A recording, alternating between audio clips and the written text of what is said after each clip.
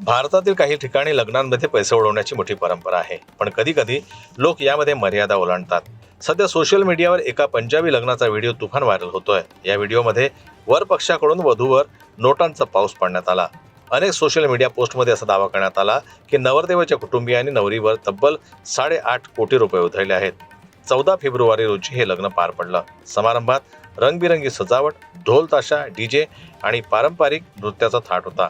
स्टेजवर नवरदेव आणि नवरीवर पाहुण्यांनी आनंदानं नोटा उडवल्या, ज्याचा व्हिडिओ कोणीतरी सोशल मीडियावर शेअर केला.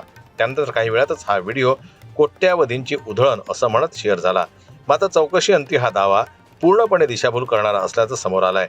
कार्यक्रमानंतर उडवलेले पैसे गोळा करण्याची जबाबदारी असलेल्या इव्हेंट मॅनेजर आणि डीजेनं स्पष्ट केलं की एकूण रक्कम सुमारे 4 लाख रुपयांच्या आसपास होती, ज्यामध्ये काही डॉलर्सचाही समावेश होता.